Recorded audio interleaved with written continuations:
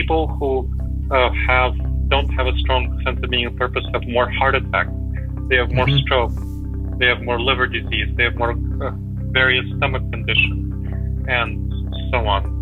They live shorter lives, they have less longevity. Then they have more depression, more anxiety, more risky behaviors, alcohol, drugs, and so on, suicide, so on. That's all correlated with an insufficient sense of meaning and purpose. So that's why I wrote the book, Find Your Purpose Using Science. That was Gleb Tsipursky, and this is the All Things Risk podcast.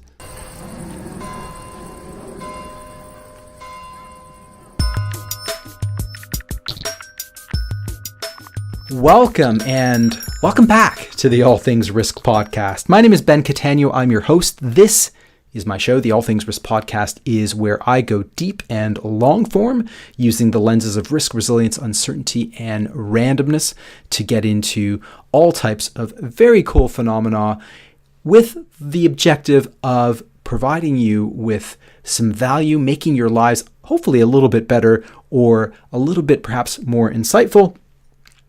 Thank you for being with us. I hope you're all well wherever you are, however you're listening to the show. We're back with another full episode, back in full force. Last week we had an in-between episode. This week it's another full episode. And as I tee up this conversation, I'm reminded of my very recent conversation with Mark Stoiber on episode 43, where we talked about brands. He's a branding expert. And if you listen to that one, you know that we talked about the importance of having a purpose. And this is something that is applicable and very important, not just to brands, but I think to all of us as individuals. And it not only makes us happier when we have a sense of purpose, but I think it makes us more resilient and better able to deal with uncertainty. And of course, that's one of the themes of the show. And this is precisely why we talk about this sort of stuff. So today we go deeper into this topic and we get into the how to do this in a way that's backed by science. My guest is Gleb Tsipursky. Gleb is a scholar. He is a professor at Ohio State University, which is in the United States. He teaches history and decision sciences. He's also an entrepreneur. He's an author. He's a coach. He's a speaker. He's an activist. And he focuses on things that work, things that are backed by science. And we spend the bulk of the conversation on purpose and techniques that are scientifically proven to help people find their purpose. He's written a book on the topic. And we also top and tail the conversation about purpose with some other interesting stuff. We get into Gleb's background in or being born in Moldova, which is in the former Soviet Union, and that has led to his earlier academic work on leisure in the former Soviet Union. Very interesting stuff, and we tie some strands that might be of interest to you if you caught the conversation with Tim Stanley on Russia. We spend the latter part of the conversation on decision-making, and Gleb has also done work in this area, and we talk about post-truth politics to wrap it all up, which is also a space where Gleb has done some work. He runs something called the Rational Politics Project and Intentional Insights, which helps people reach their goals through research-based content. So that's just a long-winded way of me saying that I'm super appreciative of people in academia like Gleb, because they don't stay in their ivory towers. They use and share their knowledge to help people. And I think you'll not only enjoy this, but you are going to get a lot of very good insights from this.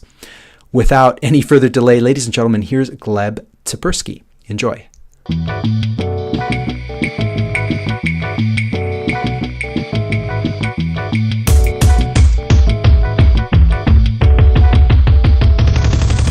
Thank you for joining me on the All Things Risk podcast. It's a pleasure to have you on. Thank you so much, Ben. I really appreciate you bringing me on to speak to you and your audience. I think this is going to be a very fascinating conversation. You are involved in a variety of things. You're obviously a professor at Ohio State University in history and neuroscience, and we'll get into all of that. But before we do, where's your accent from, and where's your family name from? Sure.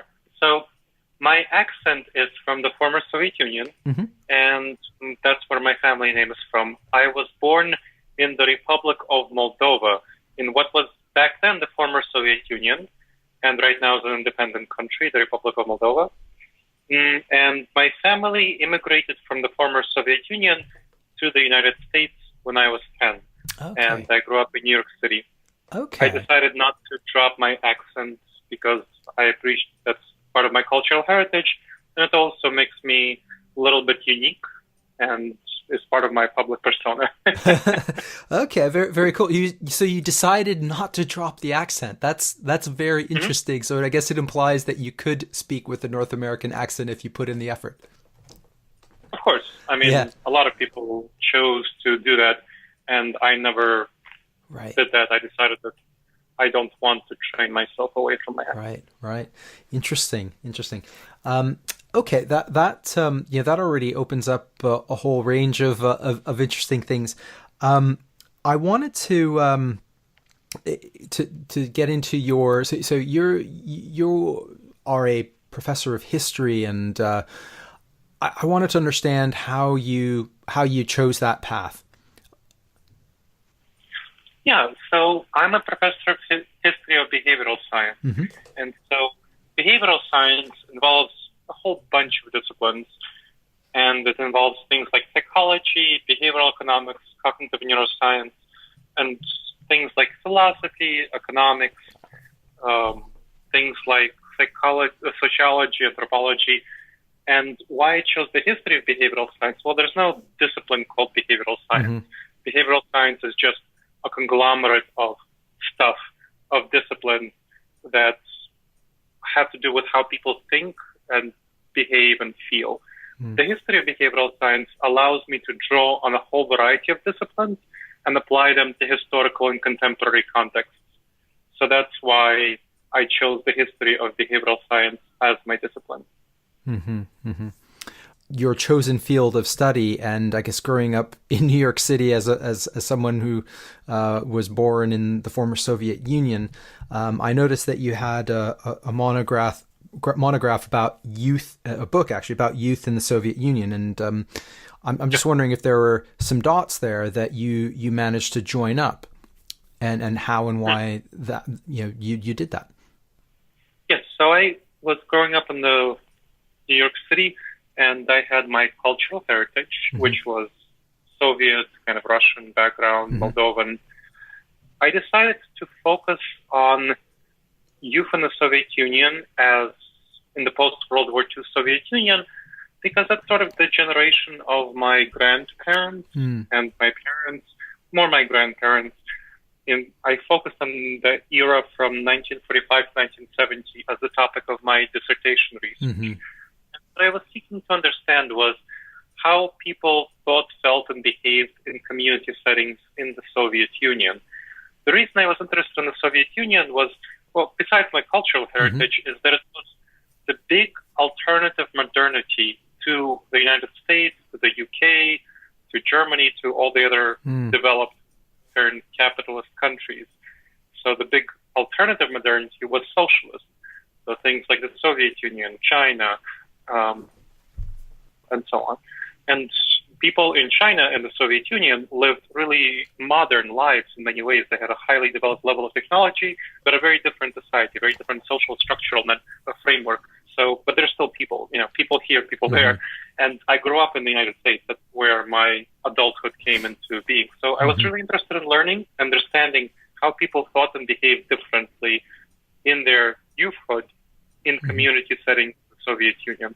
So that's why I decided to focus on that topic and bring the behavioral science tools that I learned from all of these other disciplines to that specific historical setting, which really allows me to have a much more rich understanding of the United States, of the UK, of Western developed nations, because I can look at them from an outside perspective and see, well, how do humans behave similarly and how the humans behave differently.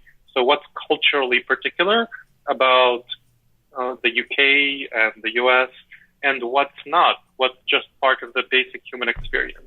So that's why I decided to focus on that. That's really that's really interesting, and I think we'll touch on some of these themes a little bit later on. But I'm interested in some of the, I guess, the differences and similarities. In terms of differences, I would imagine that in Soviet culture, the community and the collective is perhaps more important than the individual. And in Western societies, we obviously value the individual a lot more, which has its advantages and disadvantages. But I'm curious to, when you mentioned differences and similarities, what some of those were. Yeah, so a really interesting similarity was in kind of community settings that people in the United States and in the UK and so on, we do have community settings. Now, there may be somewhat less important, but they're still pretty important us here. So, for example, churches and other club activities, they are really pretty important for people to have an experience that gets them the sense of community belonging. The sense of community belonging is still quite valuable here in the US and in the UK, and people find a sense of meaning and purpose in churches or in secular communities. You know, the Sunday Assembly movement is an example that has been really started in the UK, came here to the US where I'm based, and has been serving secular people as a way of community. And we could see that its popularity speaks to the need for community even among secular people. And of course, churches provide that sense of community. Now, the Soviet Union didn't have churches, obviously. Well, no, not true. It had churches, but they weren't really state-sponsored. They were frowned upon, and they were discouraged.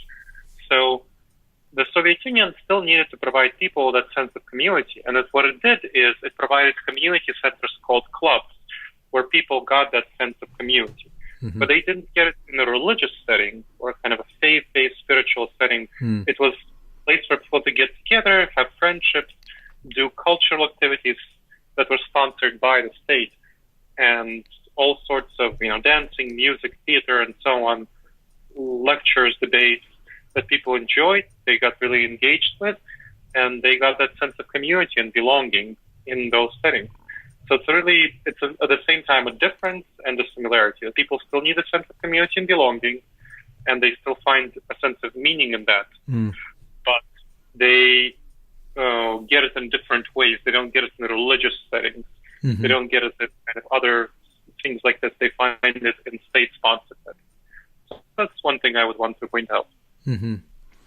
Yeah, I think that's that's very that's both a similarity and a difference. I mean, I do think that a lot of people. I grew up in North America and in Canada, and I have friends who go to church, and I've always found that the community element was probably more important than the religious element.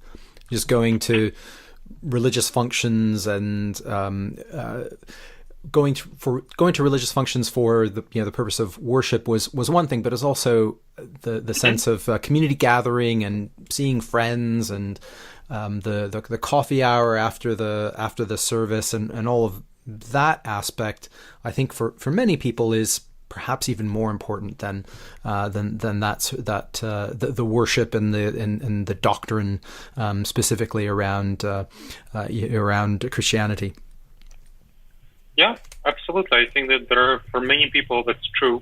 For other people who are more kind of born again evangelical, religion is more fundamental, and so we have to remember that our own experience is not necessarily representative of that of many other people.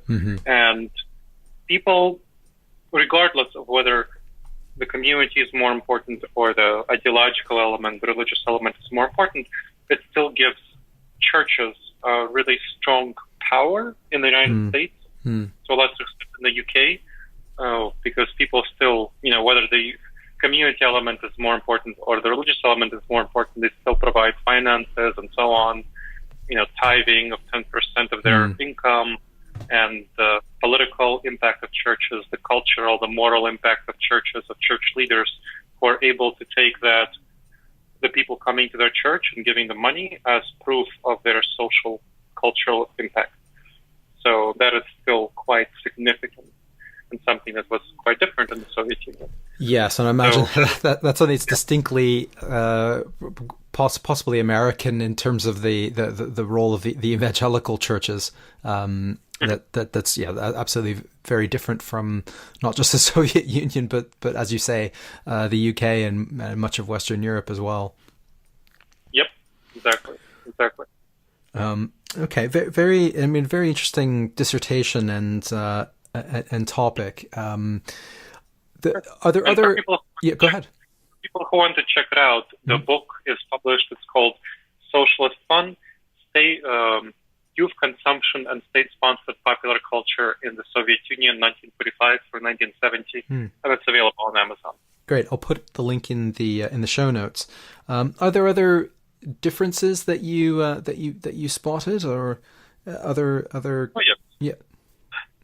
So, if we want to speak about differences, one difference is that the state in the Soviet Union was the one that was providing funding, and not your individual. Right. I think in the United States, churches are sponsored by people who go there and tithe 10% of their income or whatever amount. Then community centers and clubs like, let's say, Kiwanis or Rotary Club or your local, chess club or something like that, or your dance club, they're all sponsored by people. Right. They pay out of their own salary. Whereas in the Soviet Union, the state was sponsoring these. So people didn't have to pay a dime. It was very much of a social welfare provision. Now, in the UK, you have a little bit more of that than in the US. You do have the state sponsoring some cultural activities for people, but not nearly as much as people themselves paying for it. In the Soviet Union, this was all sponsored by the state. People had to pay very little, if anything, to go. They got free instruments, they got free music performances, spaces to perform. So it was really very much sponsored by the state. It was seen as a social welfare provision and as a right of a citizen to have that sort of ability to perform and enjoy music. So both amateur performance, the enjoyment of professional musicians. So it's kind of like one difference. Another difference was that because the state was sponsoring these, it also censored this musical, cultural into ideological channels that were approved by the state. So that kind of was another difference. So both funding by the state and censorship by the state. It's kind of like, the two aspects of this activity, funding and censorship in channeling people's activities into state-sponsored things that the state approved. So in it was fairly hierarchical, I would have thought, in terms of the types of activities that that one could get involved in and one couldn't. I mean, great if you wanted to learn to play the flute, for instance, I imagine, but I guess if you wanted to learn rock and roll, possibly not.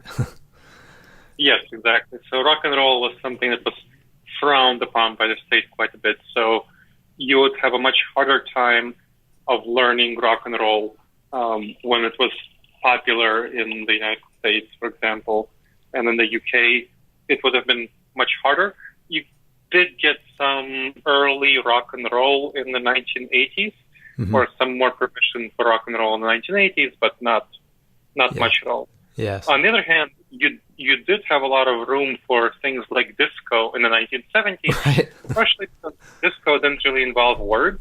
Right. So it wasn't subversive, just like, okay, like dancing, sure, go ahead and dance, Nothing too subversive about that.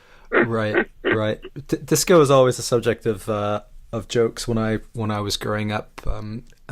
In as an aside, I think it's sort of it was very specific to the 1970s, and I think it. I don't know if it's even come back, but yes, I can understand that disco would have made the okay list. And what lasting legacy did these programs have on some of these societies, if any? Did you look at that? Yeah. I think one of the things, I've done a lot of interviews with people who grew up in the former Soviet Union or 50 interviews, and people widely enjoy these activities. This is why the book is called Socialist Fun. You know, it's kind of like an oxymoron of sorts. People generally don't associate socialism with fun. They associate socialism with repression and grayness. But, you know, people who I talked to who grew up in the former Soviet Union, and they didn't have any reason to lie. I mean, you know, the Soviet regime is over. This was interviews I conducted, 5 years ago. So they really appreciated, 7 years ago, they really appreciated these things. They thought that they were really fun, and this was one of the aspects of the Soviet Union that they really enjoyed, and they got a lot out of it. And they thought that this was really great and something that they would have much preferred would be there after the Soviet Union collapsed, and it went away because, capitalist Russia doesn't support these things. So this is one of the what they described as a strength of the socialist system compared to the capitalist system, that it did provide them with these things, and they would have much rather that these things were available in post-Soviet Russia and just capitalist systems in general. So this was something that people got a lot of enjoyment from. They got social relationships with others. It really helped them have community bonds and find a sense of meaning and purpose in their lives.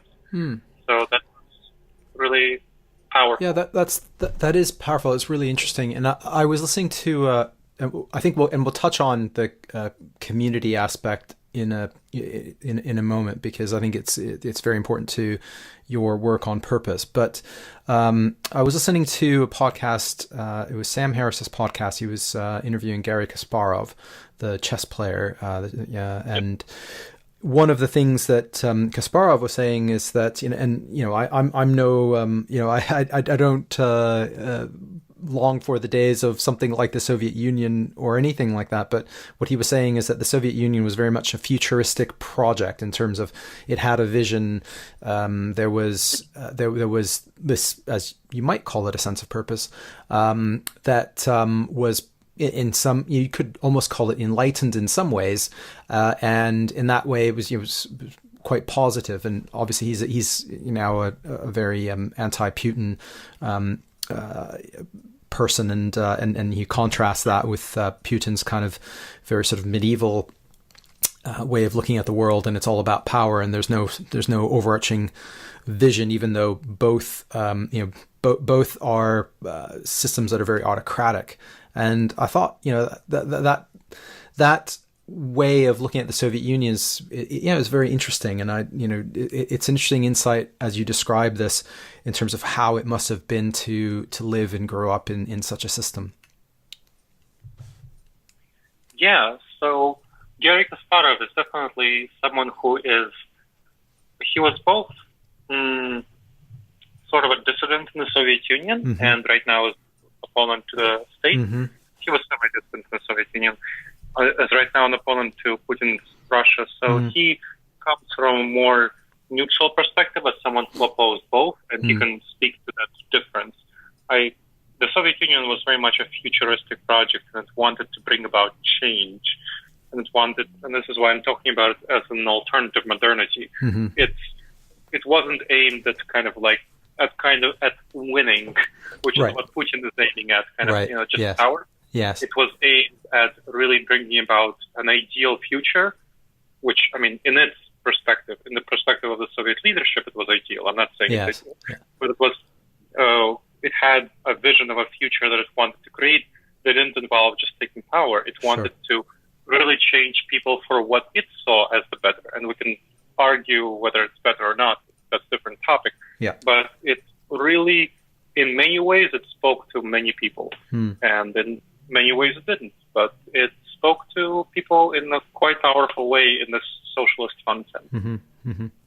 Yeah, it's quite. It's very interesting when you describe it, and it is, as you say, it's quite different from Putin's power only type of approach, and arguably the approach of the current administration in the United States. And I guess sense of purpose is interesting coming out of that. However flawed you might want to characterize the Soviet vision, either flawed or impractical. There's something powerful there, and it's similar to any organization that has a strong sense of purpose. In risk terms, an organization that has a strong sense of purpose is more resilient to uncertainty, and it can manage, different headwinds because the employees and the people who work there, they know what it's all about. And regardless of what happens, if there's a change in leadership or whatever, they know fundamentally what the organization exists to do. And there are loads of case studies of organizations that have been through crises, and those that survive have a very strong sense of purpose and vision. So there's a lot there that I think we can extract. Speaking of purpose, and where I think we can segue is into the work that your most recent book and about finding your purpose using science. And I'm curious, first of all, before we get into the book, your views on purpose and how how you came to be interested in that as a topic. Sure. So my views on purpose, I guess I've always been interested in a sense of meaning and purpose. And when I was young, that's not something I had a strong sense of meaning and purpose for myself, and I was trying to explore that. And the traditional ways of finding meaning and purpose through religion or through cultural heritage didn't really speak to me, as they didn't speak to so many other people, which is why we have a lot of people. Obviously we have religion and cultural heritage right now, but there are so many people who are lacking a sense of meaning and purpose. So they are not being spoken to by religion or cultural heritage. And so I decided to do research on this, and and in the behavioral science field, I found that there was quite a lot of research on meaning and purpose. And that's what really helped me cultivate my own sense of meaning and purpose and get my own sense of meaning and purpose. However, this research wasn't broadly available. So after writing my dissertation book, which is kind of my academic book, I decided that I really don't want to be stuck in the ivory tower and just be oriented toward, writing for other academics, which is what most academics do. That's kind of the coin of the academic realm. Reputation among fellow academics. Now, I always consider myself a utilitarian. Utilitarian is a person who basically wants to do the most good for the most number. And writing for something that would impress 50 other academics and get me a job in an Ivy League institution or, Oxbridge, which is, for listeners who are not familiar, is a little bit of a derogatory name for Oxford and Cambridge together, Oxbridge. So I decided that's not the way I want to go, even though I have a lot of really great reviews and people were strongly endorsing kind of, my orientation to that direction. I decided I want to be a science popularizer. So about 3 years ago, I opened, together with my wife, a nonprofit called Intentional Insights. And my wife, her name is Agnes Vishnevkin. She has an MBA in nonprofit management. And so she knows how to run a nonprofit. And so she runs the back end, the operation. And I'm more of the front end. I do the content creation and volunteer coordination. And so in that context, we decided to popularize behavioral science for a broad audience. That's what the nonprofit is about. And one of the areas of popularization was meaning and purpose, popularizing the research for meaning and purpose for folks like myself, for whom traditional ways of finding meaning and purpose don't speak to, and who don't want to fill that sort of strong empty gap in their stomach when they have this, waking up with a sense of like, well, what's it all about? What's the point of it all? And also for organizations that don't have a strong culture of meaning and purpose, because that strong culture of meaning and purpose has been shown by a lot of research to correlate not only with survival of the organization, which I think you pointed out really well, but also with employment, with employee productivity. People who have a strong sense of meaning and purpose are much more productive. So corporations that don't have a strong sense of meaning and purpose within them are losing out on a lot of productivity for their employees. They have much less employee turnover. So, your employees, the employees in corporations, are leaving because the corporations don't have a strong sense of meaning and purpose. And they also, employees have many less sick days when they have a strong sense of meaning and purpose. So which really hurts productivity, if employees take sick days, and a whole bunch of other things that really hurt corporations that don't have a strong sense of meaning and purpose. They're, just hit their pocketbooks. That's very clear. Yeah. When corporations do work on promoting meaning and purpose, that really helps them have a much stronger sense of much better profit and loss of costs. So avoiding losses. So that's what the book was about. So I decided to write a book called Find Your Purpose Using Science, which helps both individuals find a strong sense of meaning and purpose and helps corporations develop a strong sense of meaning and purpose in the workplace. So that's kind of what the focus of the book was about. Yeah, a lot of really good stuff there. I think in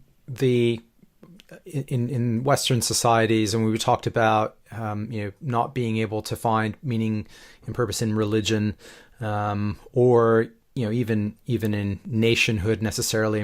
Many people they love their country, whatever that fully means, or are patriotic. But the sense of meaning and purpose is not very is elusive to many people, other than this kind of generic notion of success or high performance or something along those lines. And I'm very curious what you see in the students that you teach, because when I was growing up, it was sort of, it's a bit uncool to find sense of meaning and purpose in religion, or for that matter your country, but success and money, that's always you'll never be too shunned for that. But that in itself is not, that's I think many people find that empty. What does success mean?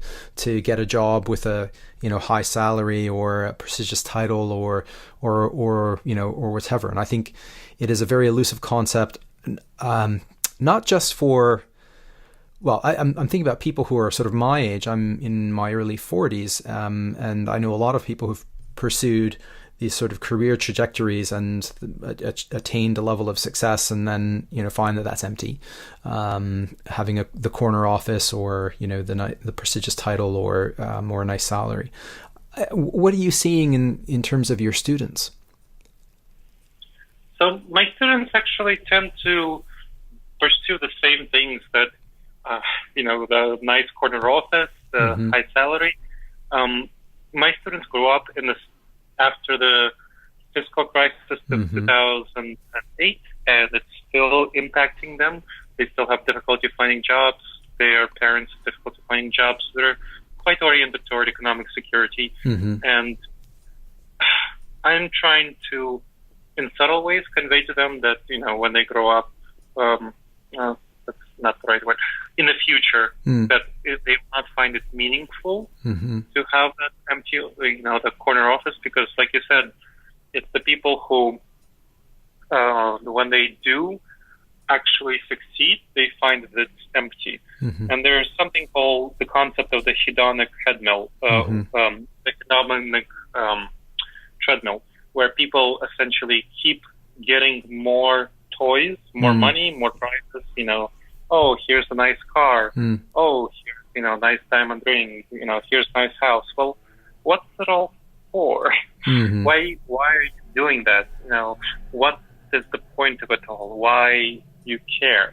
And the answer, for success, well, you're just keeping up with the Joneses at that point. You're just keeping up with your neighbors.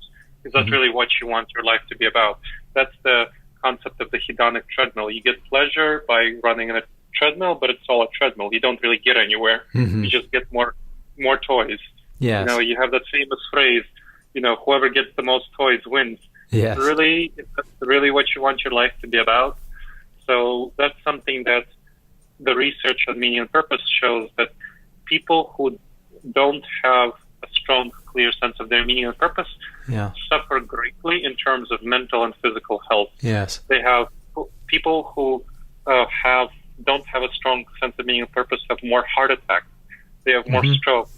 They have more liver disease. They have more various stomach conditions, and so on.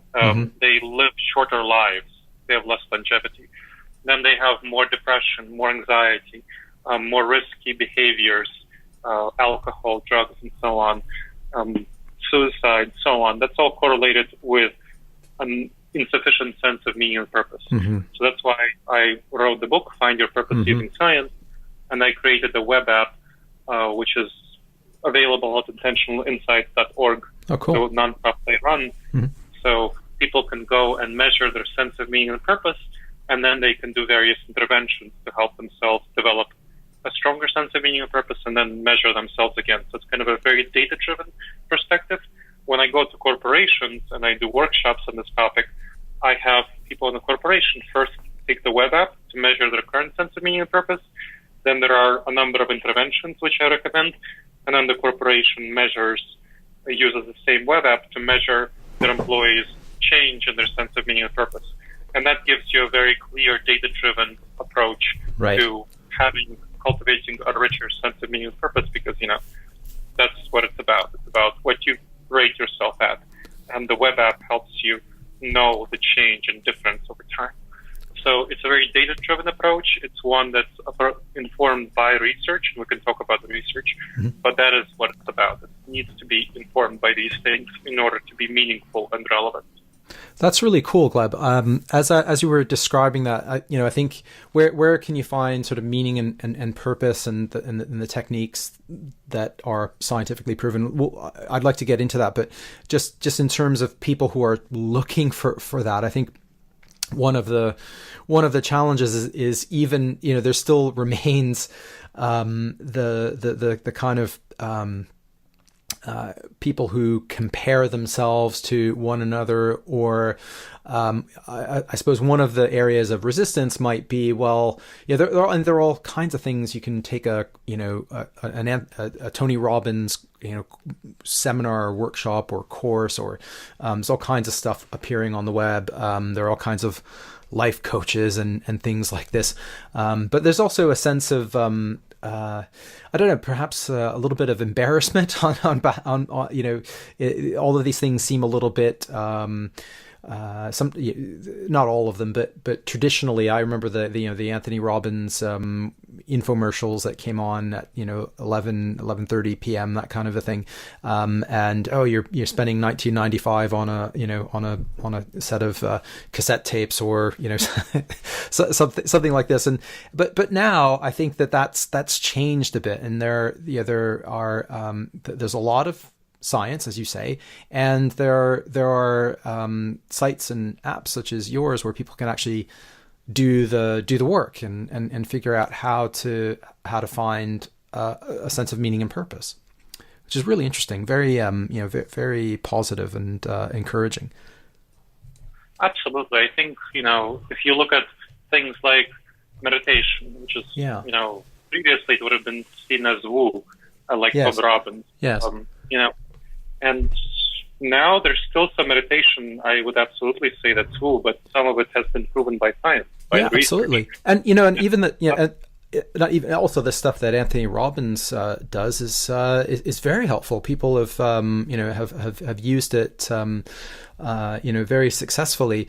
But I guess I suppose the sort of stereotypical, in my mind, buyer of some of these products have been people that are looking for a hack or a quick fix or something like that. You have to do the work, right? And same with meditation. There's it's not a it's not a magical solution. You have to put in the work, but there are benefits, and you won't learn how to levitate or read minds, but you'll be happier and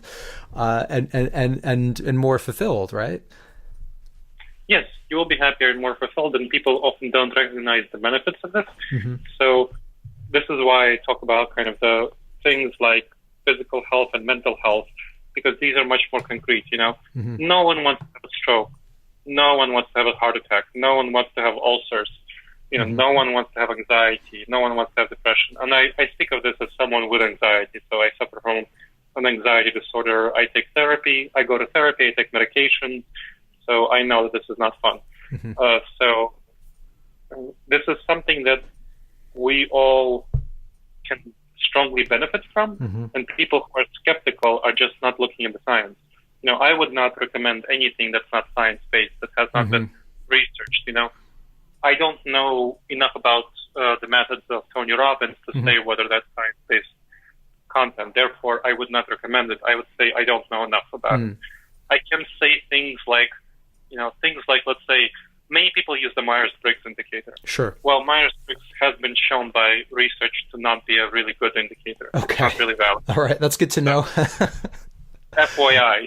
Yeah, it's very commonly used in organizations, and I've always, I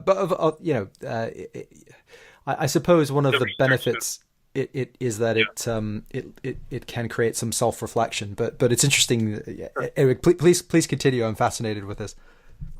Oh yeah, so Myers-Briggs has been shown to not be consistent or reliable. The only aspect of Myers-Briggs that has been shown to be consistent is the extroversion versus introversion. Okay. The thinking, judging, feeling, perceiving, that has not been shown to be consistent at all. So people can take the same indicator a couple of weeks apart and get different answers. So it doesn't capture a lot of complex things that are actually going on within those categories. The extroversion, introversion is the only salient thing. Right. So that I can definitively, when people ask me about that, I can say, no, don't use that. Right. That's bad. Right. When people ask me about other things, I can recommend, a similar thing. I can recommend the Big Five personality test. Okay. That's something that has been demonstrated to be consistent by science. Which one is that? Which one? How can people find that one? Yeah, Google Big Five. Big Five personality test. Okay. Yep. There's narcissism. Anyway, there's Big Five. That has been shown, definitely I can recommend that. Things that I don't know enough about, that haven't been studied enough, are things like the DISC profile test. So the DISC profile is another prominent one. I don't know enough about it to say whether it's research-based or not. So whether it's not, I can't say that it has been disproven. The Myers-Briggs has been quite clearly disproven as no, not helpful. Right, right. I don't know enough about it. The Big Five personality test, if someone comes to me and says, what do you recommend for that? I say, I recommend this. Right, right. So, okay. That's the same thing. That's all the things that I recommend that are part of Intentional Insights content and part of my own consulting when I go to corporations. And I do consulting on decision-making, on meaning and purpose, on social and emotional intelligence. I only do consulting and the things that I can say are science-based. Right. So I don't know enough about the work of Tony Robbins to say whether it's science. Right. Okay. Yeah, it may help people, but it may be the placebo effect. So sure. Sure. Let's maybe talk about a few of the tools and techniques that an individual or an organization can use to find purpose that are science, they're science-based and science-proven that you recommend. I think one of those is journaling that you talk about, self-reflection and journaling. Is that yes? So there are kind of 4 techniques that I recommend, and that have been shown to be strongly correlated with a strong sense of meaning and purpose. One is having a strong, clear sense of your long-term goals and connecting that to your everyday activities. Okay. So meaning and purpose in general, the definition of a sense of meaning and purpose in life is having an overarching drive that gets you up out of bed every morning and that causes you to do your activities. So that's the overarching drive. When we talk about a sense of emptiness, lack of meaning and purpose, that means that you don't have that overarching drive. So when you're waking up in the morning and you're dreading another day of work or whatever. Exactly. Yeah. Exactly. Or, for a corporation, it would be, well, we're doing this just for the money. Right. That's just, that's a similar thing in a corporate setting. Or you're doing it because all your competitors are doing it and it's the hot thing and we ought to be doing it. Exactly. Yeah. Simply, purely for the money. Yeah. So that's kind of a thing that doesn't create a strong sense of meaning and purpose in your employees or the corporation. Yes. Not helpful. And an individual as well. So not helpful. Mm-hmm. Now, having that goals, clear long-term goals, what you aspire to, what your mission and vision statement is, your personal sense of purpose and your mission vision as a company, mm-hmm. that's what really helps you do that. And then not only having that, because it's kind of empty if you just have that, or it's kind of like, well, we have this mission and vision. What does it mean? Mm-hmm. It means connecting it to your everyday activities. Mm-hmm. So connecting your everyday activities to your mission and vision in the long term. And in the book, Find Your Purpose Using Science, I go through that. I go through how individuals and corporations can do that, can cultivate that strong sense of their overarching mission vision and connect that to their everyday activities. Okay. So if somebody's listening to this and says, well, that sounds great, but I don't really know what my overarching goal or vision and mission might be, what should I do? What should I try? So the book goes through a number of exercises mm-hmm. that people can try. And that involves finding verbs or finding adjectives that describe what you want to be, that really resonate with you. Mm-hmm. And here you have to tune into your emotions. So things, I'll give you an example for myself. Mm-hmm. So my life purpose is to be happy, fulfilled, and flourishing. Mm-hmm. So happiness, fulfillment, and flourishing. That's how I want to live my life, to be maximize my happiness, fulfillment, and flourishing. Now, those are adjectives that resonate with me. And for other people, I have heard them resonate with things like beautiful. They want a beautiful life. They want an impactful life. They want a useful life, and so on. So the book lists a variety of adjectives that people have found to resonate with them. And so by figuring out which adjectives resonate with you, what mm-hmm. kind of a life you want to have. Okay. Then defining each of these adjectives in a sentence. So for me, happiness is a sense of satisfaction and contentment in my everyday activities with occasional thematic joy and pleasure. Mm-hmm. So that's happiness. So because, again, happiness can mean many things to many people. Mm-hmm. So you want to define what it means for you.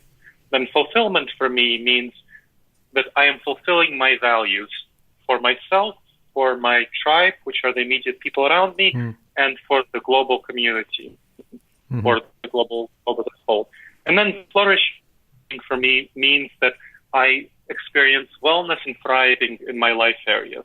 Now that for me, it means what are my life areas? My life areas are my personal life areas, so myself as an individual, my life partnership with my wife, Agnes Vishnevkin, who I mentioned before, so that's super important to me. Then my social life area, so people who are close to me, my friends, I consider myself a loyal friend, and that's really important to me. Then my professional life areas, so all the things that I'm doing professionally, and then my civic life area, so my impact on the world and improvement of my society. And again, that cashes out differently for different people. So finding those adjectives and then finding and defining each of them in a sentence. Okay, great. Okay. You mentioned these sort of four areas. So one is the sort of mission and vision. What are the other three? If I got that right. Yep, absolutely. The other three are self-reflection. So reflecting on how your activities help you experience a sense of meaning and purpose. Right. It often is the case that people are connected to their long-term goals and their everyday activities, but they're not realizing that. Right. And because they're not realizing it, they are actually not experiencing that strong sense of meaning and purpose. Okay. So connecting those things in a self-reflective manner. That can be done through various things. Journaling, using the app that I mentioned, doing meditation that's focused on your sense of meaning and purpose, and other ways, that reflect, that help you have that reflection. So it's kind of like saying, I know what my vision and mission is, but today I did almost nothing that furthered my mission and vision. So it's good to be self-aware of that and look to change it. Absolutely, yes, exactly. Or here are the 3 things I did. Let me note that and let me experience the benefits of those 3 things. Right.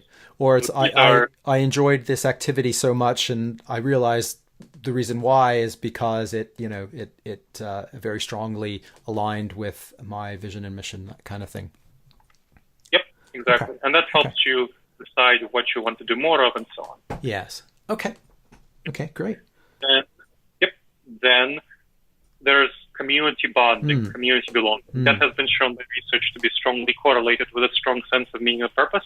So having strong community bonds, social bonds, and that can be, this is a reason why people in religious settings have a strong sense of community belonging, because have a strong sense of meaning and purpose because of community belonging. Research on people who have who are privately religious but don't have a strong religious community shows that they have quite a bit of a weaker sense of meaning and purpose compared to people who are in religious communities that have that social bond. Right. So, and that's why it worked in the Soviet Union to have those community groups that I mentioned to give people a sense of meaning and purpose. Right. In the course of your research, have you come across the blue zones at all? The what? The blue zones. No. These are a set of communities around the world that have the highest lifespan. And one of the factors, in addition to other things like diet and exercise, is sense of community. So there's a community in, I think it's in Okinawa in Japan. There's another community in Greece. And interestingly, one of the ones is also the Seventh-day Adventist in, I think it's in California or somewhere in the United States, where I think they're also vegetarian as well. So they have good, relatively good diets, but also very strong sense of community. And I think that's I'm not sure the type of studies that underpin that work, but it's certainly interesting. And would correlate very nicely with what you're describing in terms of sense of community. Oh, I definitely believe that. I mean, they likely have a strong sense of meaning and purpose, and that quite clearly correlates with a strong sense of longevity. So there is research showing, meaning and purpose. One of the components of meaning and purpose is community belonging, and a strong sense of meaning and purpose correlates with longevity. So it's highly likely that meaning and purpose, which people have a strong community, they have a strong sense of meaning and purpose, and it correlates with longevity. Also, independently, community correlates with longevity. So both of these things, having strong social bonds also helps people have longevity independently of their sense of meaning and purpose. So both those things, meaning and purpose contributes to longevity, and community belonging contributes to longevity, and community belonging also contributes to meaning and purpose. Okay. Yeah, very interesting. And the last thing that's really important for meaning and purpose is serving others, having a sense that you're serving others in some significant way. Right. So philanthropy is great, donations, volunteering is great, political activism is, that includes political activism, serving others in some way. And just to clarify, this is not only for individuals, this is for corporations as well. And so corporations that do things like employee giving, that's, they match whatever the employees give. Sure. That's one way of doing that. Another way is organizing employee volunteering together. So that's another way of doing so. Another way is organizing giving games. So giving games are activities where employees come together and then they have a discussion about several charities, and then they vote on which charity gives money to give money to. That's another way of getting community belonging. So all of these things are ways that corporations, that I've advised corporations and I consulted with corporations on building up their community belonging. So it's all of these things. Self-reflection also applies to corporations. That's where I come and do workshops on self-reflection of the corporation's mission and vision to individuals' mission and vision. Community belonging as well. I had things like changing the lunch hours of corporations so that people have lunch hours together and be paying for their lunches. So if they come and have lunch in a group, then the corporation would pay for all of their lunches.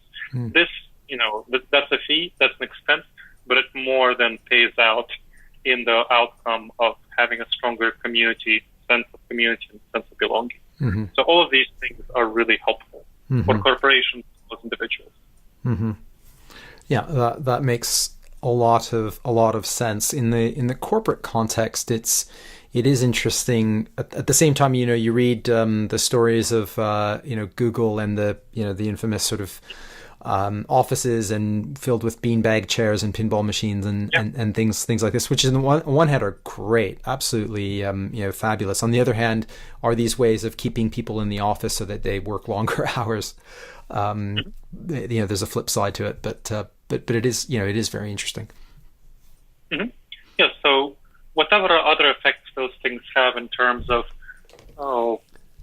keeping people longer and so on, things like having lunch together doesn't have the impact of keeping people longer, but it has the impact of building community. And building community is belonging. Or corporations, they give people time off to do volunteering together.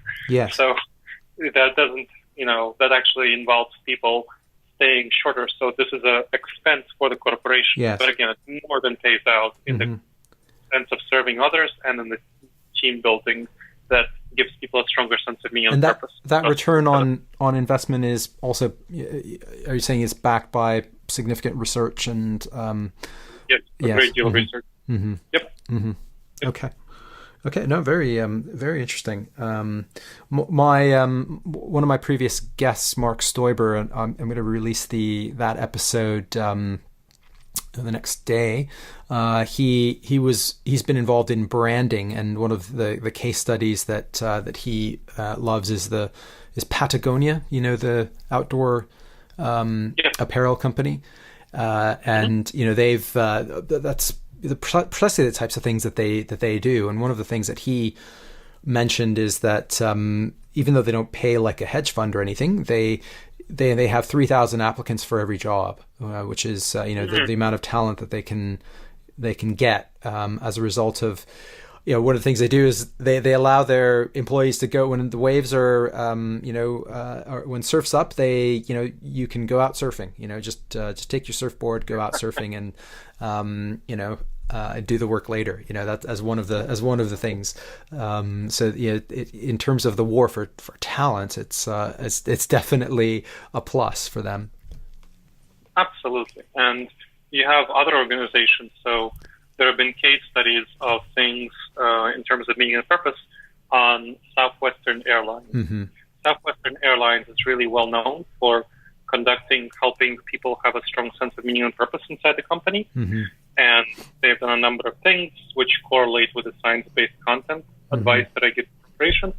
Now, they're notorious, well known for having higher profits than other airlines and greater customer satisfaction than other airlines, less employee turnover, more employee productivity, and so on, because and it's all correlated with a strong sense of meaning and purpose. Yes. Well, it does make a lot of intuitive sense. And I think this is evolving. Corporates really need to do a lot of work to build trust back with their workforce, with the broader population, and with employees, because millennials are also more entrepreneurial than I think the generation that preceded them. So it's not all that cool to work in a major corporate anymore, or it's less cool, certainly. So there's a lot of work to be done on the part of many corporations and medium and small sized businesses as well. Okay, well, we're slightly going over time, but I did want to cover off one area, and that was decision making. This being a show of risk and uncertainty, you've done some work on decision making, and I think first of all, just all this stuff. Why are we talking about sense of purpose and this kind of thing? For me, it makes an individual or an organization more resilient to whatever may happen. So it's a better way of managing uncertainty. So it may seem, not directly related to risk and uncertainty, but in fact I think it's very very related to risk and uncertainty. But decision making, you've done some work in this area, and you also have a tool and technique that is also science based. So I wanted to talk a little bit about that and the work that you do in terms of getting decisions right. Because decisions obviously, are the way in which the rubber hits the road in terms of managing risk and uncertainty. And a lot of people actually don't take decisions very effectively, in my view, or they don't take them at all. It's very easy. I'm a natural procrastinator as well, so I put things off myself, and but rather than do that, I think there are some ways in which one can look at uncertainty and options and figure out the best course of action. So very curious of your work in this space. Sure. So one of the things that people don't tend to think about is decision making, as you said. They tend to think, decision making is just how people make decisions, and they don't realize that there's an actual whole field of science that researches decision making, and that's kind of a field that I'm involved in. There's an area called meta decision making, which is essentially looking at the process of how we make decisions. And if we think about it, decision making is at the root of everything we do. From corporate mergers to investments in products to hiring decisions. They're even called hiring decisions. Yes. To which supplier do we work with? Yes. Everything. Yeah, well, and through to which car should I buy, which school should I send my kids to, where should we go for vacation, which should I stay in my job, should I start this business, should I stay in this relationship, all kinds of things, right? Yes, exactly. And we don't think about that we can make decisions better. So people tend to go with their guts on decision making. Yes. And research shows that going with your gut is mostly good, but sometimes awful. Yes. I mean, it's good where where you're looking at a decision in an area that you know very well, and you've made the same kinds of decisions in the past. But my understanding is if you're trying to use your gut to make a decision in an area where you don't have very little experience or expertise, it isn't going to help you.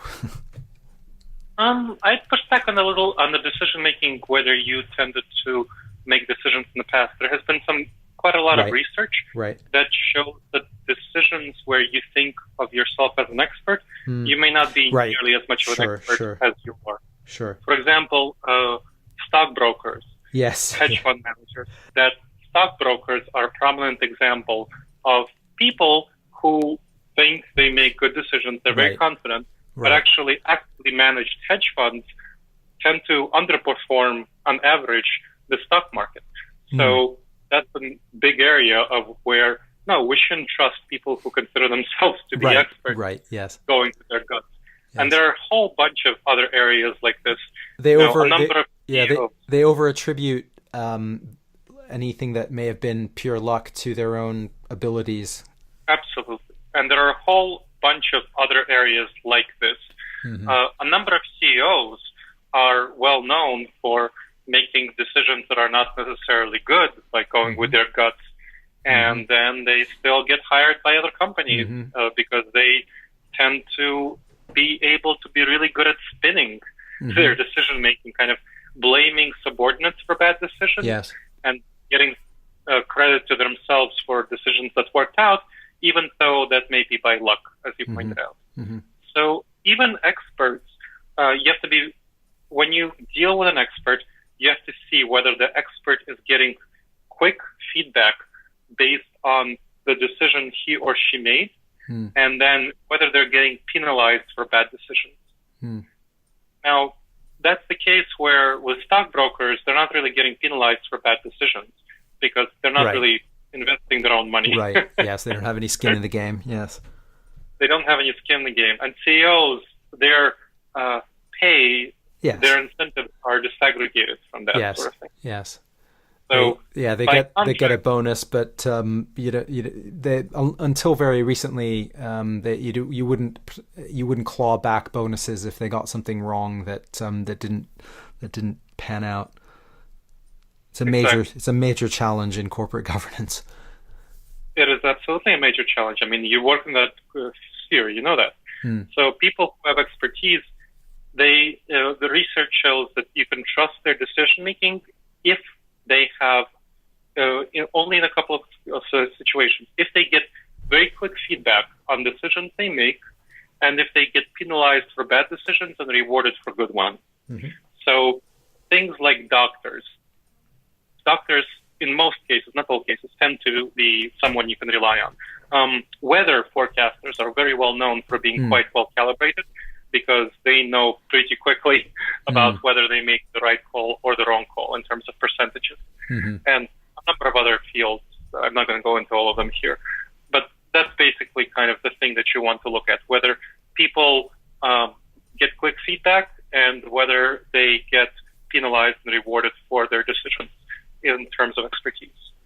Now, there are, as I mentioned, people tend to make decisions with their guts, but there are a whole range of systematic ways where our intuitions tend to make mistakes. There are two systems of thinking.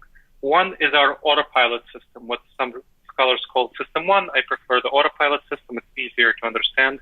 It's basically our gut reaction. It's our emotions and it's our intuition. And it's very powerful. And it makes decisions very quickly. The decisions that our gut makes tend to feel like they're right. Now, we have another system of thinking, which is our intentional system. That's our logical, rational system. Some folks call it system two. I prefer intentional system. It's, again, more intuitive. That's a system that's deliberative, that's reflective. It takes time to turn on. It does not feel intuitively right by definition. Right. Hard to think through. So I'll give you an example. Let's say your boss is criticizing you. You're in a meeting, your annual performance evaluation, your boss is saying, you did these 10 things wrong. Now, there are two types of people. One type of person would want to intuitively put their fingers in their ears and yell, la, la, la, la, la, I can't hear you. That's the intuitive system, our autopilot system. That's the one that originated in the savannah. It's associated with the lizard brain, the mammalian brain. So it's kind of the defense response, the flight response. The fight or flight response. Well, the other one is the fight response. That's the person who wants to punch their boss in the face. Yes. So those are the two typical intuitive responses. Now, you're probably not going to get very far in the corporate world if you do either of those things. No, that's right. Absolutely. So you have to turn on your intentional system and be like, okay, I need to listen to what my boss is saying and incorporate this into my performance so that I don't make these 10 oversight mistakes next time. Yes. And that's how you get farther ahead.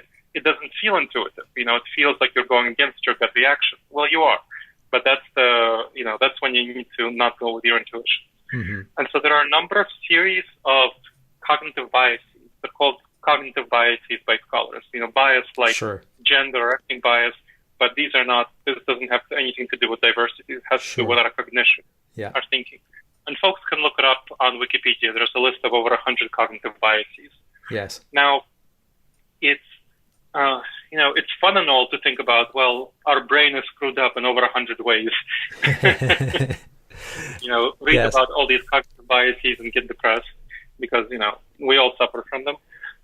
But that's not what I want to do. That's not my focus. My focus is helping people deal with them. So I created tip sheets and guidelines, and I write articles and videos and create videos, but the most effective thing is this tip sheet that if anyone wants to email me at Gleb@Intentional Insights and tell me that they heard me on the All Risk podcast, I will email you a free copy of this tip sheet. So again, that's Gleb, Gleb, @intentionalinsights.org. Or you can look me up online, just Google Gleb Tsipursky. It'll lead you to my website, which is glebtsipursky.com, and you can find my email there. Sure. So if you email it to me, I will send you the tip sheet.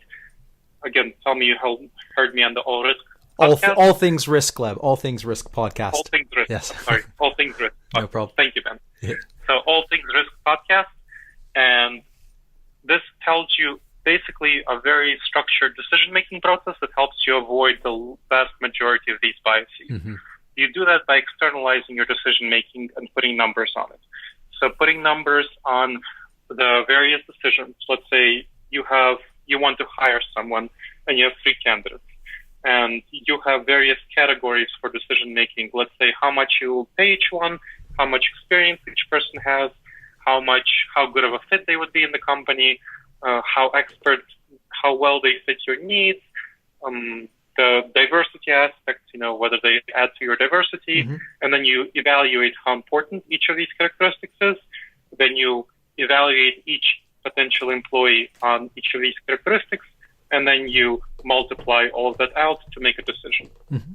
So that's something you can do as a company on any sort of big decision, whether to go into a merger or not, and, which supplier to use.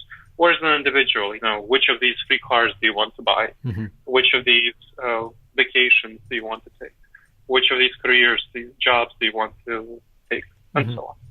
So that's the decision-making guideline that helps you avoid a huge number of these biases. Okay. Yeah, I looked at the tool. It looks very useful, and I think attaching numbers to these things is a way of it's not trying to be super prescriptive, but I think it does help one think about and self-reflect and be a bit introspective around what it is you're aiming to do. So I think as an exercise, it's very useful.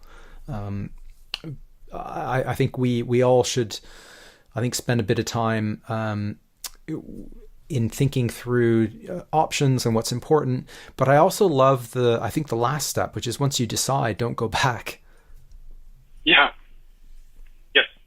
So one of the things that's part of exercise is that once you decide, you don't want to go back on it. Yeah. It's really important to pre-commit to the decision unless there is significant new evidence that shows Sure. the decision was wrong.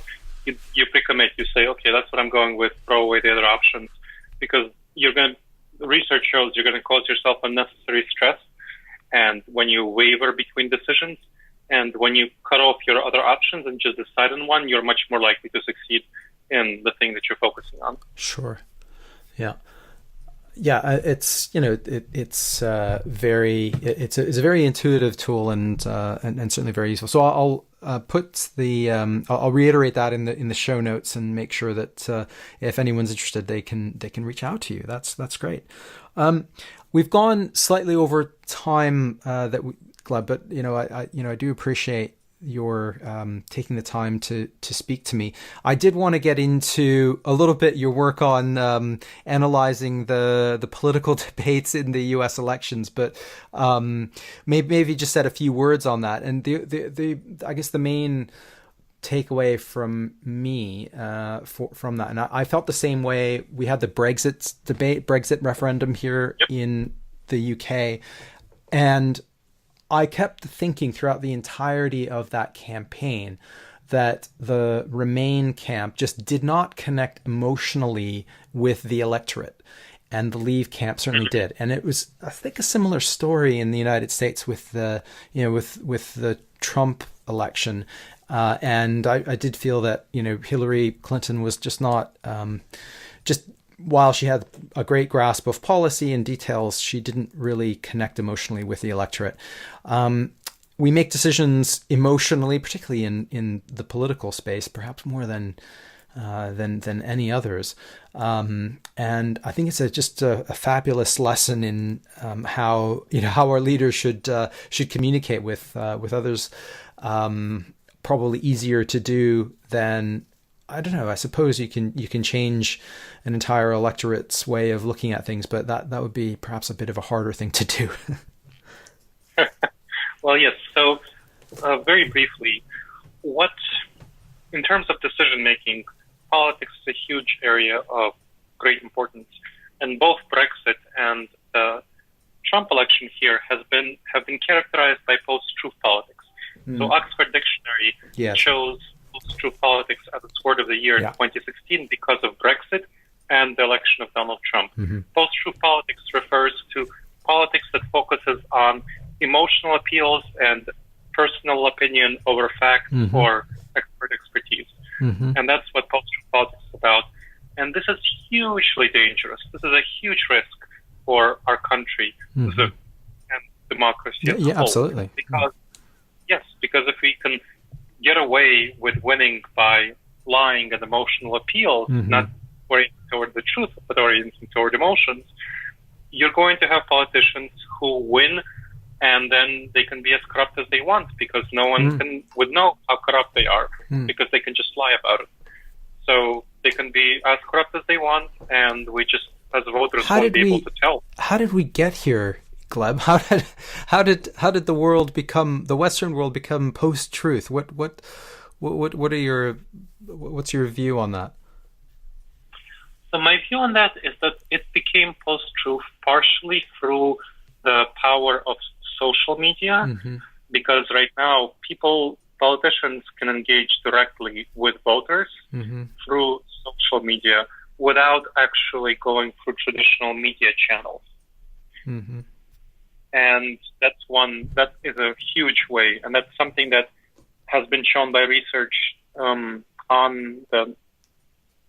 how people think, that they are not able to differentiate between credible news channels and kind of alternative news channels, and see that credible news channels, like let's say in the UK, The Guardian, are going to be, people equate them with things that are completely not credible, that are brought to them by social media because they trust their friends are sharing good sources, and their friends aren't sharing good sources. So social media is a huge part of the explanation. So there's a company called Cambridge Analytica, which has been associated with... It's been a very interesting story. Yes, which has been associated with both the Trump election and Brexit here, which has been using social media as a powerful way of targeting voters and manipulating them. So I think that's a big part of the story, is the rise of social media and the decline of traditional media. Traditional media has many less people working in traditional media. People are engaging with it less. They're getting their news much more from social media. So, and therefore, they don't have the kind of filters that have been there previously, where credible reporters have been able to filter out the things that are obvious lies and deceptions, which they wouldn't be reporting those things. They just wouldn't be part of the mainstream discourse. And now, because it's in social media, it is part of the discourse, and it's really impacting people. And so I've launched a project called the Rational Politics Project to try to get people to care and love truth and reason and logic, not using methods like debate and argument, but using methods that are informed by psychology, by behavioral science, getting people emotionally invested into the truth, pointing out how lack of concern for the truth in politics will lead to corruption and authoritarianism. Most people don't have an intuitive concern for the truth. Their gut reaction, their autopilot system doesn't care so much for the truth. It cares about corruption and authoritarianism. So it's quite effective. And I've had these conversations with a number of conservatives. If you say that, hey, post-truth politics will lead to corruption and authoritarianism, we don't want corruption and authoritarianism, do we? They're like, no, we don't. Well, okay, let's fight against deception in politics. And so that's kind of a project. If anybody's interested in that, they can email me at gleb@intentionalinsights.org, and I can get you involved in the project to bring truth to politics. We have a number of people in the UK involved in it, a number of people in the US, and then actually we have people from 5 continents involved in it. So because people care about this stuff, and it's a big problem. Very cool. I'll put the link to that in the show notes as well. It is a major problem, and I guess one of the challenges is as well, in my view, there's certainly apathy out there, particularly amongst younger voters and voters who never really experienced. Arguably in the United States, one never experienced authoritarianism apart from the McCarthy era, I suppose. But similarly, you have a generation that hasn't had a direct experience with authoritarianism either, as living under an authoritarian regime or in a world where they existed more prominently.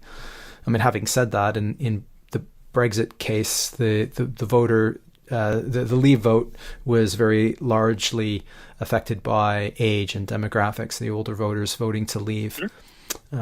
Which is another debate, but it's very very interesting. In the U.S. as well, younger people tended to vote against Trump, and older people tended to vote for Trump. I think the U.S. and the U.K. are kind of particular situations where we as countries have never experienced contemporary authoritarian dictatorships. Yes. In countries that are, let's say, Germany, France, and other countries, they have experienced authoritarian dictatorships in living memory. So older people would be less likely to vote for people who are going to bring about authoritarian dictatorships.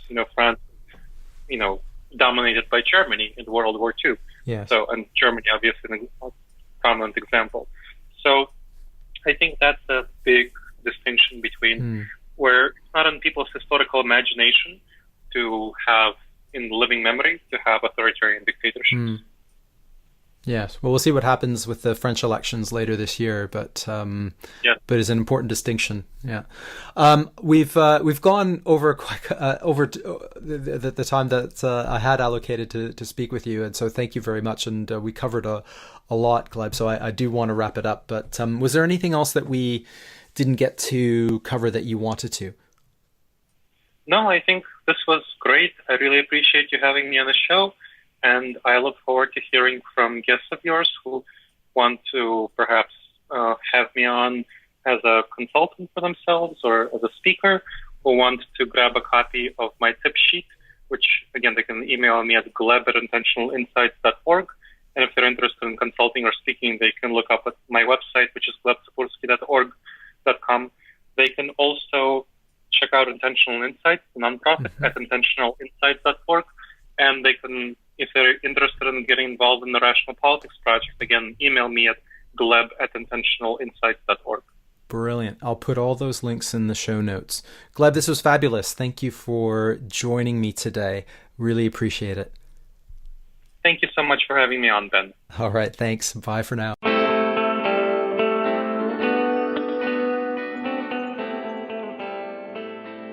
I thought that was great.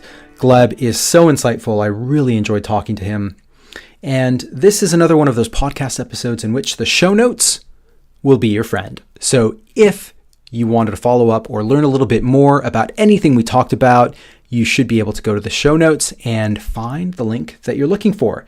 And of course, and as mentioned, drop Gleb a line and mention that you heard him on the All Things Risk podcast, and you can get a copy of his decision-making tip sheet.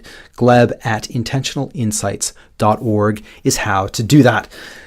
If you liked what you heard, well, we have now 45 great full episodes of the All Things Risk podcast and 13 shorter in-between episodes where it's just me and the microphone and I talk about things and provide a few tips and tools. Go to allthingsrisk.co.uk and you can find all that great content, and you can find all the ways to subscribe to the show. We are found wherever great podcasts are found. What would be great, if you have a moment, is if you could leave a rating or a review on iTunes. That would help us out a lot, because what it does is it bumps us up a little bit and provides just a little bit more visibility to other people who could also find the show and get some great insights from people like Gleb. If you have any feedback for me, allthingsrisk@gmail.com is the best place to do that.